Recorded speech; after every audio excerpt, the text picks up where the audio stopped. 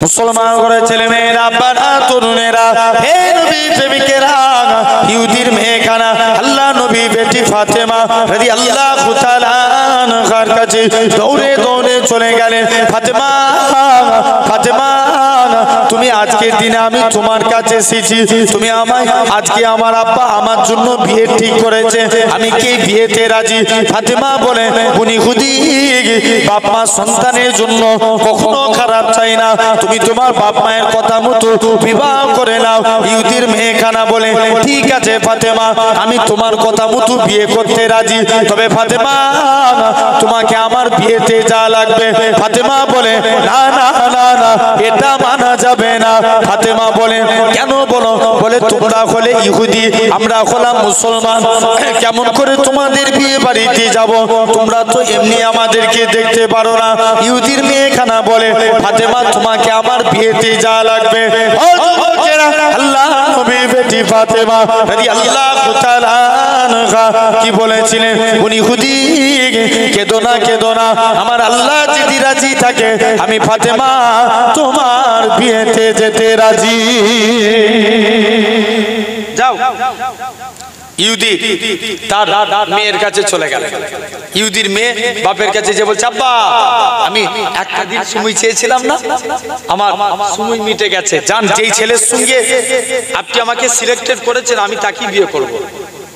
বাপ বিরাট খুশি, তাড়াতাড়ি করে দিন ঠিক হয়ে গেল, মেয়ের বিয়ে দিবে। চতুর্দিকে কুটুম আত্মীয় স্বজন সব দাওয়াত হয়ে গেল। মেয়ে বলে, আব্বা কদিন সময় চেয়েছিল? একদিন। বলছে, আব্বা তবে আমি আমার অনেক বন্ধু বান্ধবীকে দাওয়াত করেছি। আব্বা আমি এক মুসলিম কন্যা অর্থাৎ নবী কন্যা ফাতেমাকে দাওয়াত করেছি। বাপ বলছে, মাথা খারাপ, তুই ফাতেমাকে দাওয়াত করেছিস? ও ছিঁড়া ফাটা তালি দিয়া জামা পরে, আর তুমি সেই ফাতেমাকে দাওয়াত করেছো? না, ই মানা যাবে না, চলে যাও। এখন বাপ চালাকি করছে, মানুষ এখন চালাক না বোকা? চালাক না? এক মুরব্বী মসজিদে বসে বসে শুধু আল্লাহ আল্লাহ জিকির করছে। হুজুর বলছে, আগো চাচা তুমি যে জিকির করো তোমার সংসার চলে কি করে? চাচা বলছে, বাবা বুঝবি নি, আমার বাপের যত জমি জায়গা ছিল সব বিক্রি করে দিয়েছি, ব্যাংকে মোটা অঙ্কের টাকা ডিপোজিট করে রেখেছি, সুদ তুলি খায় আর আল্লাহ আল্লাহ করি। কি খায়? জোরে বলো। সুদ খায় আর আল্লাহ আল্লাহ করে। হুজুর বলছে, চাচা সুদ খাওয়া গুনাহ তুমি জানো নি? বলছে, জানি তো, ওই জন্য ব্যাংকের বই আমার নামে করে রাখিনি, আমার স্ত্রীর নামে করে রেখেছি। কত চালাক না? জেনে রেখে দেন সোনার ভাইরা, আব্বারা, তরুণেরা, খবরদার, খালি এরকম আপনাকে আমাকে ভাবা লাগবে। এরকম ভাবে ফাতেমার মেয়ে আস্তে আস্তে করে ইহুদির মেয়ে বলছে, আব্বা ফাতেমা আমার বিয়েতে এলে বিয়ে হবে, নচেত বিয়ে হবে না। ভাই কাউকে ছোট করতে আছে? কথা বলে না। জেনে রাখবেন, 2 টাকার কলমে 5 কোটি টাকার চেক লেখা যায়। ক টাকার কলমে? 2 টাকার কলমে। ফাতেমা ইহুদির মেয়ে বলছে, আব্বা বলছে, ঠিক আছে ফাতেমা বিয়ে বাড়িতে আসতে পারে, ফাতেমাকে নতুন কাপড় পরে আসা লাগবে। কি কাপড়? নতুন কাপড়। ফাতেমা নতুন কাপড় পরিধান করে বলছে যাই, কিন্তু ফাতেমা নতুন কাপড় কিনতে পারবে? তো গরিব মানুষ, কোথায় পাবে? ফাতেমা কিনতে পারবে না, চলে গেছে। বলছে, চলো। ইহুদির মেয়ে মনে মনে করছে, যদি ফাতেমা না কিনতে পারে, দরকার হয় ফাতেমাকে আমি একটা কাপড় দান করব। ইহুদির মেয়ে আবার ফাতেমার কাছে চলে গেলেন। মুসলমান ঘরের ছেলে মেয়েরা, আব্বারা, তরুণেরা, হে নবী প্রেমিকেরা, ইহুদির মেয়েখানা আল্লাহ নবী বেটি ফাতেমা রাদিয়াল্লাহু তাআলা আনহার কাছে আবারও চলে গেলেন। ফাতেমা তোমাকে আমার বিয়েতে যা লাগবে। ফাতেমা বলে, আমি তো যাব বলেছি, তবে ফাতেমা তোমাকে আমার বিয়েতে নতুন কাপড় পরে যা লাগবে। ফাতেমা বলে, না না না না, আমার কাছে তো নতুন কাপড় নাই, আমি কেমন করে যাব? ইহুদির মেয়েখানা বলে, ফাতেমা দরকার হয় আমি তোমায় একটা কাপড় দান করে দেব। ইহুদির মেয়েখানা বলে, ফাতেমা তুমি আমায় কি কথা শোনালে? আমার আব্বা জান যদি দুনিয়ার সম্পত্তি চাইতো, আমি ফাতেমা আমার আব্বা জানকে আমার আল্লাহ পাক তাম পৃথিবীর সম্পত্তি আমার আব্বা জানের কদমে রেখে দিতেন। ও যুবকেরা, আল্লাহ নবী বেটি ফাতেমা বলে না, এটা মানা যাবে না। ইহুদির মেয়েকে বলে, ইহুদির মেয়ে বলে ফাতেমা তোমাকে আমার বিয়েতে যা লাগবে। ফাতেমা বলে ঠিক আছে চলে যাও। ফাতেমা বলে আমি তোমার বিয়েতে নতুন কাপড় পরেই যাব। ফাতেমা কি করলেন, নামাজ পড়ে আল্লাহর কাছে দোয়া চায়, আল্লাহ পাক তুমি ইহুদিদের কাছে মুসলমানকে ছোট করো না। আল্লাহ আজকের দিনে তুমি আমার একটা কাপড়ের বন্দোবস্ত করিয়ে দাও। ও যুবকেরা, ফাতেমা দোয়া চাইতে দেরি, কাপড় আসতে দেরি হলো না। ফাতেমা কাপড়খানা পরিধান করে দৌড়ে দৌড়ে দৌড়ে আল্লাহ নবীর হুজরা মুবারকে চলে গেলেন। ইয়া রাসূলুল্লাহ হাবিবাল্লাহ, ইয়া রাসূলুল্লাহ হাবিবাল্লাহ, আজকের দিনে কেননা আপনার কাছে এসেছি, আমি নামাজ পড়ে দেখি ফাতেমা আজকের দিনে কাপড়খানা দেখতে পেয়েছি। আল্লাহ নবীর কাছে জিবরাইল আমিন চলে আসে, ইয়া রাসূলুল্লাহ হাবিবাল্লাহ, ফাতেমার ব্যবহারে আল্লাহ খুশি হয়ে গিয়ে জান্নাতুল ফেরদাউস থেকে ফাতেমার জন্য শাড়ি খানা আল্লাহ পাঠিয়েছে। ফাতেমা শাড়িটা পরিধান করে আস্তে আস্তে করে ইহুদির বিয়ে বাড়িতে চলে গেলেন। ফাতেমা শাড়ি দিয়ে এমন নূর চমকাতে লাগে, গোটা ইহুদির বিয়ে বাড়িটা নূরানুর আলোয় আলোকিত হয়ে গেছে। গোটা ইহুদির বিয়ে বাড়িটা আলোয় আলোকিত হয়ে গেছে। ফাতেমা আস্তে আস্তে করে দেখতে পাওয়া যায়, এদিকে ইহুদি ফাতেমার শাড়ি দেখে সবাই তো পছন্দ করছে। ফাতেমা তুমি এই শাড়ি পেলে কোথায়? ফাতেমা বলছে হাজারো চেষ্টা করলে এই শাড়ি পাবিনি। কোথায় গেলে এই শাড়ি পাবো?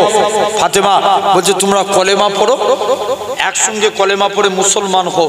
যদি মুসলমান হতে পারো আমি ফাতেমা আমার থেকে দামি দামি শাড়ি পাবে। একসঙ্গে 400 ইহুদির মেয়ে ফাতেমার হাতে হাত দিয়ে কালেমা পড়ে মুসলমান হয়ে গেল।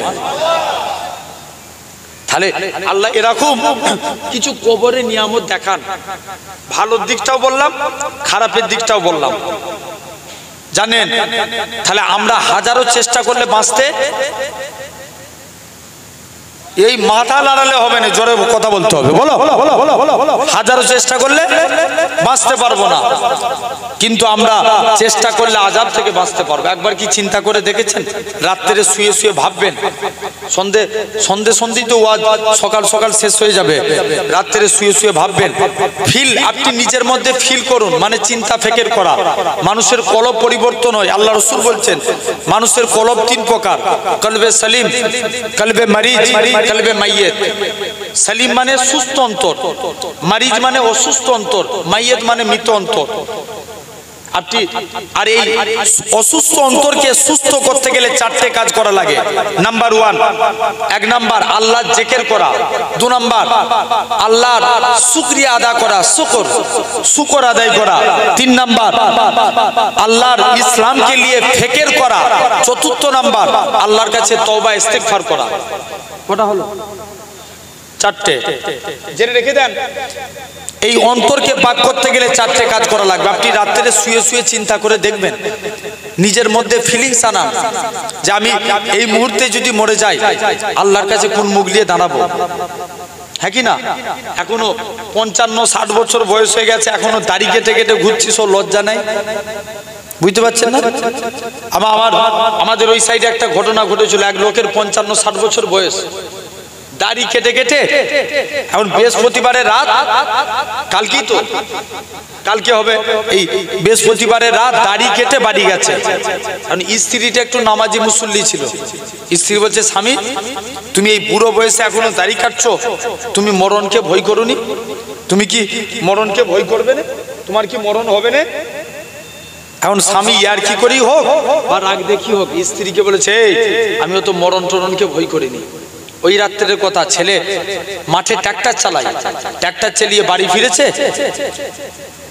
ছেলে বলছে আব্বা শুয়েছিল, আমি আসতে উঠলো, ঘুম থেকে উঠে আব্বা আমি খাচ্ছিলাম, বসেছিল, বলে আমি পিসাব ইস্তেঞ্জা করতে যাব। যেই ইস্তেঞ্জা করে উঠেছে বাবারে মারে বলে এসে দরজা লাগিয়ে দিয়েছে। এখন যেই দরজা লাগিয়ে দিয়েছে, ছেলের স্ত্রী এসে জিজ্ঞেস করছে কি হলো? বলছে আমাকে কেউ ধরতে এসছে। মানে অলরেডি সে তত্তর করে ঘামতে শুরু করে দিয়েছে। দেখবেন মানুষের ঘাম হয় 2টো কারণে, হয় প্রেসার হাই হয়ে গেলে আর নালে ডাউন। লো হয়ে গেলে, মানে অলরেডি ও আজরাইল ফারিস্তাকে দেখে ফেলেছে, 2 থেকে 3 মিনিট গেল না বান্দাটা মারা গেল। জানবেন এই মরণ প্রতিটা মানুষের হবে, যারা নেককার হবে তাদের রূহ দিয়ে সোনার খুশবু ছড়াতে থাকবে, তার জন্য তার বাপের সম্মান হবে, এলাকার গ্রামবাসীর মানুষের সম্মান হতে থাকবে, তার রূহকে সোনার পালকে করে ধরাধরি করে 7 তবক আসমান সেখান থেকে জান্নাতি করা হবে। যারা বদকার হবে, বেঈমান হবে, এদেরও রূহকে কষ্ট দিয়ে নিয়ে যাবে, এত কষ্ট দিয়ে নিয়ে যাবে 7 তবক আসমান সেখান থেকে জাহান্নামী করা হবে। আল্লাহ নবী বলছেন, বলুন তো বাপ, আমাদের হাত ভেঙে গেছে, কষ্ট কম না বেশি? অনেক কষ্ট না? আপনি বেঁচে আছেন, চোখে একটা রড ঢুকে গেছে, কষ্ট কম না? অনেক বেশি। আমি পশ্চিম মেদিনীপুর কৃষ্ণপুরের দিকে এক জায়গায় আপনার দাওতে গেছি, ওখানে ছেলেরা বলছে ভাইজান চলেন একটু গায়ে ফুঁক দিয়ে দিবেন, একজনের ক্যান্সার রোগ হয়েছে। তো যে দেখি যেই জায়গাটায় ক্যান্সার রোগ হয়েছে ওর ওই জায়গায় পোকা হয়ে গেছে, পোকা। কষ্ট কম না বেশি? জানবেন দুনিয়ার কষ্ট থেকে মরণের কষ্ট অনেক বেশি। বান্দাকে কবরে বান্দা ইন্তেকাল হয়ে যাবে, বান্দাকে এই তো তাই কবরবাসী বলে তোরা আমাকে এত টিপে টিপে সাবান ঘষিস নি, এই একটু আগে আজরাইল ফারিস্তা আমার জান কব্জ করে নিয়ে গেছে, গোটা শরীর টাটিয়ে গেছে। আল্লাহ রসুল বলছেন আপনি 1 কোটি টাকা খরচা করে ঘর করেছেন, সব আপনাকে মাইকে ঘোষণা দিয়ে দিল কালকে জোহরবাদ অমুকে জানাজা, আর রাখবে ঘরে? আপনি 1 কোটি টাকা খরচা করেছেন ঘর করতে, আপনাকে বাড়ির বাইরে বার করে দিল। বান্দাকে খাটিয়ায় করে কবরস্থানের দিকে নিয়ে চলে যাবে। মুসলমান ঘরের ছেলে মেয়েরা, বানা তরুণেরা, এর প্রেমিকেরা, যারা বদকার হবে, যারা বেঈমান হবে, এলাকার মানুষদের বলবে এ আমার আত্মীয় স্বজনেরা তোমরা আমার লাশটাকে কোথায় রেখে দিয়ে চলে গেলে, এরকম ভাবে কোথায় নিয়ে যাচ্ছ, আমাকে এত তাড়াতাড়ি কবরস্থানের দিকে নিয়ে যেও না। যারা বদকার হবে জোর করে কাঁদবে আর বলবে এ আমার আত্মীয় স্বজনেরা তোমরা আমার লাশটাকে এত তাড়াতাড়ি করে কবরস্থানের দিকে নিয়ে যেও না। ও যুবকেরা, ও নবীর প্রেমিকেরা, এরকম ভাবে আস্তে আস্তে করে বান্দাকে কবরের দিকে নিয়ে যাবে। এরকম ভাবে তোমার জামাই, তোমার নাতি, তোমার ছেলে, তোমার পোতা সবাই মিলে তোমাকে খাটিয়া কাঁধে করে নিয়ে যাবে। একজনই কাঁধ চেঞ্জ করবে, আর একবার আরেকজন কাঁধে নিবে। এরকম ভাবে তারা তাসবিহ পড়তে পড়তে তোমাকে কবরের দিকে নিয়ে যাবে।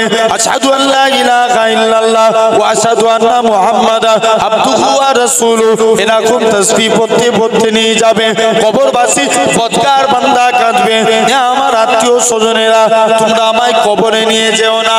ও যুবকেরা, যারা ইমানদার হবে এলাকার মানুষদের বলবে এ আমার আত্মীয় স্বজনেরা কেননা তোমরা আমাকে তাড়াতাড়ি করে কবরস্থানের দিকে নিয়ে চলো, কেননা আমি আমার কবরের মধ্যে আল্লাহর দয়ার জান্নাত দেখতে পাই। যারা ইমানদার হবে এরকম আওয়াজ করে বলবে চো কবরে নিয়ে চো। বান্দাকে আস্তে আস্তে করে কবরস্থানের দিকে, কবরে 41 পা মুরাদ এসেছে। ভাই বলুন তো এখানে এতগুলো লাইট জ্বলছে, 3 3 6টা টিউবলাইট এতগুলো জ্বলছে, হঠাৎ করে একসঙ্গে যদি সবকটা লাইট বন্ধ হয় এটা কি হবে? অন্ধকার হয়ে যাবে না?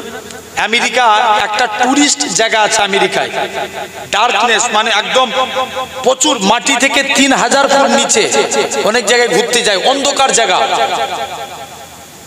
সেই জায়গাটা বলছে পৃথিবীর সব থেকে বেশি অন্ধকার। আপনি মনে করুন এখানে এতগুলো লাইট জ্বলছে একসঙ্গে বন্ধ হয়ে গেলে কত অন্ধকার লাগে। জানবেন দুনিয়ার অন্ধকারের থেকে কবর 70 গুণ বেশি অন্ধকার হবে। বান্দাকে কবরস্থ করে রেখে দিয়ে চলে আসবে। মুসলমান ঘরের ছেলে মেয়েরা, পাড়া তরুণেরা, 41 পা মুরাদ এসেছে। বান্দাকে কবর থেকে তুলে বসানো হবে। কেউ ক্যান্সার রোগে মারা গেছিল, তার রোগ ভালো হয়ে যাবে। কেউ প্যারালাইসিস হয়ে মারা গেছে, তার রোগ ভালো হয়ে যাবে। এরকম ভাবে বান্দাকে কবরস্থ করা হবে। ও যুবকেরা, এরকম ভাবে কবরবাসী উঠে দাঁড়াতে যাবে। কবরে সে বুঝতে পেরে যাবে আমি কবরে চলে এসেছি। আত্মীয় স্বজন ছেলে পুলের নাম ধরে ধরে ডাকবে তোরা আমায় কোথায় রেখে দিয়ে চলে গেলি? কবরবাসী কবরে মুনকার নাকির ফেরেশতা আসার আগে প্রতিটা বান্দা বান্দি কবরে হযরতে রুমান আলাইহিস সালাম আসবে, বান্দাকে তুলে বসাবে। হে দুনিয়ার জমিনের বান্দা, আল্লাহ তোমায় 70 বছর হায়াত দিয়েছিল, আল্লাহ তোমায় 50 বছর হায়াত দিয়েছি, 30 বছর হায়াত দিয়েছি। তোমার যৌবন হালতটাকে, যুবক বয়সটাকে কোন কাজে ব্যয় করেছো?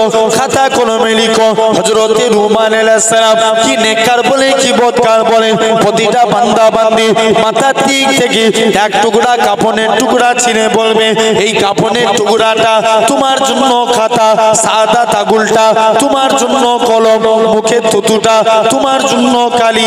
বান্দা মুখ থেকে থুতু নিয়ে কালি নিয়ে সাদা তাগুলে করে কাপনের উপর লিখতে থাকবে। লিখতে লিখতে বান্দার মুখে থুতু পুড়িয়ে যাবে, তথাপিও লেখা শেষ হবে না। আমি আপনি কি বলে রেখায় পাবো? এটা আপনার আমার গলায় ঝুলিয়ে দিয়ে চলে যাবে। যারা নেককার নেকির কাজ করে যাবে এদের তো কোনো বেলা নাই। যারা অন্যায় করবে আল্লাহ আফসোস করে বলবে, ওরে আমার বান্দা রে, তোদেরকে হেদায়েতের পথে আনার জন্য আমি আল্লাহ পাক যুগে যুগে কত আমার নবী রাসূল পাঠিয়েছি রে বান্দা, তারপরেও তোরা এত অন্যায় করেছিস। বান্দা ভেবেছি দুনিয়ায় মিথ্যা কথা বলে পার হয়ে গেছি, আল্লাহর কাছেও মিথ্যা কথা বলে পার হয়ে যাব। আল্লাহ নামাজ পড়েছিলাম, তোমার ফেরেশতারা লিখে নে। রোজা রেখেছিলাম, তোমার ফেরেশতারা লিখে নে। আমার আল্লাহ জানাবে, বান্দা সিজদা দে। বান্দা খানা সিজদা দেওয়ার জন্য তৈরি হয়ে যাবে। ও যুবকেরা, তুমি আমি যে হাতটাকে এত ভালোবাসি, এই হাত কাল কিয়ামতের ময়দানে তোমার বিপক্ষে যাবে। দুনিয়ার জমিনে হাত কেটে গেলে আমরা এখানে আপনার কি করি? হাত কেটে গেলে মলম লাগাই, শীতে হাত ফেটে গেছে শীতের জিনিস লাগাই, হাতের কত যত্ন করি। পা ভেঙে গেছে, তুমি 20,000 টাকা খরচা করে পায়ে অপারেশন করছো যাতে করে আমি পা চলতে পারবো না। তুমি পাকেও কত ভালোবাসো, চোখে পোকা পড়ে গেছে, তাড়াতাড়ি করে পোকাটাকে তুমি ফেলে দিচ্ছ। এই দুনিয়ার মানুষেরা কাল কিয়ামতের ময়দানে এই অঙ্গ প্রত্যঙ্গ তোমার আমার বিরুদ্ধে সাক্ষী দিবে। হাত বলবে, আল্লাহ পাক এই হাত দিয়ে বান্দাটা মানুষের উপর জুলুম করেছে, মানুষের উপর অত্যাচার করেছে। আপনার আমার পা সাক্ষী দিবে, আল্লাহ পাক এই পা দিয়ে বান্দাটা মসজিদের দিকে যায় না, তিনি মাহফিলে গিয়ে বসে না, মাচায় গিয়ে বসে, পরে চকলখুরি করে বেরিয়েছে, পরে গীবত গিল্লা করেছে। আপনার আমার কান সাক্ষী দিবে, আল্লাহ পাক এই কান দিয়ে আপনার বান্দাটা গান বাজনা শুনে কাটিয়েছে, পরে গীবত গিল্লা শুনেছে, গোপনে গোপনে একজনের জানলা দিয়ে আরেকজনের কথা শুনে অশান্তি লাগিয়েছে। এরকম ভাবে প্রতিটা অঙ্গ প্রত্যঙ্গ আপনার আমার বিরুদ্ধে সাক্ষী দিবে। আমার আল্লাহ জানাবে, ওই আমার ফেরেশতারা চলে যাও চলে যাও, আমার বান্দাটাকে জাহান্নামী করে দাও। বান্দাটাকে জাহান্নামের দিকে নিয়ে যাবে।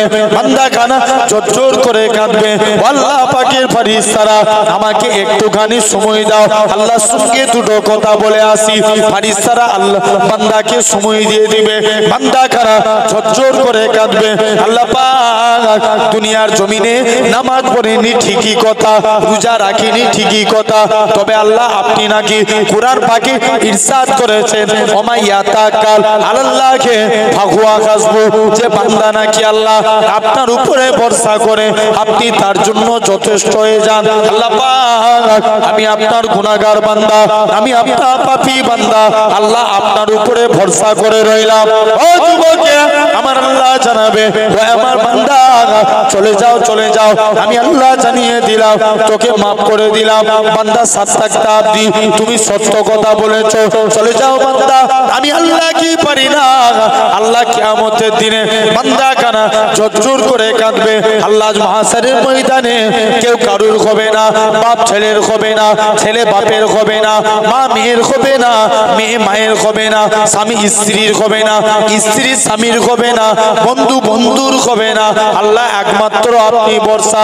আমার আল্লাহ জানাই, ওই আমার বান্দা তুই যে আমি আল্লাহ পাক আজ মাহশারের দিনে আমি আল্লাহ আমার উপরে ভরসা রেখেছিস, আমি আল্লাহ কি পারি না রে বান্দা, তোর জীবনের পাখার গুনাহটাকে ক্ষমা করে দিয়ে আমি আল্লাহ তোকে আমার রহমতের দয়ার জান্নাত দিয়ে দিলাম।